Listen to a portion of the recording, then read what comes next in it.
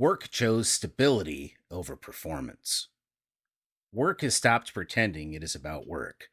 This policy isn't about health. It is about institutions admitting they can no longer demand consistency and still keep people. Nairobi made the admission explicit and formalized it into policy, removing the expectation that output must remain constant regardless of conditions. 2 paid days a month for menstrual pain isn't the shift. The shift is that the office no longer expects a uniform body, a uniform output, or even a uniform presence. It adjusts in advance, pays anyway, and labels the adjustment as productivity to preserve the appearance of continuity.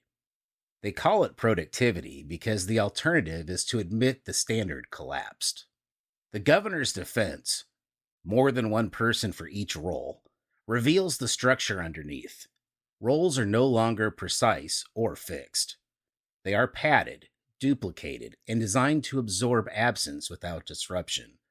Continuity is engineered through redundancy, not reliability. The job expands so the worker can contract, and the system absorbs the difference. Nobody objects because the exchange is obvious.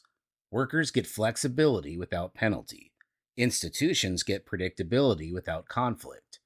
The terms are clearer, even if the output is weaker. What matters is that the system continues without interruption or negotiation. Warnings about hiring distortions miss the adjustment already in place. Employers are no longer optimizing for perfect availability.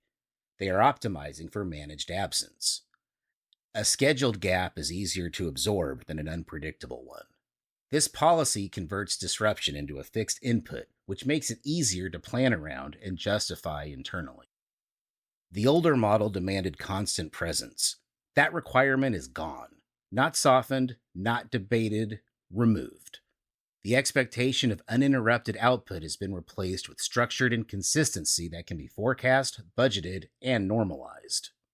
The no questions asked clause completes the transition. Work no longer requires explanation or justification for absence. It requires silence and continuity. The individual disappears on schedule, the system compensates automatically, and no friction enters the process. The physical realities were never in question. What changed is the system's tolerance for interruption. What was once managed privately is now embedded into the structure itself, treated as a routine condition rather than an exception. This pattern isn't new. It is a delayed acknowledgement that the previous standard was never sustainable at scale. Once that admission is formalized, reversal is no longer an option. Work no longer extracts by default. It accommodates by design until extraction becomes structurally incompatible with the system itself.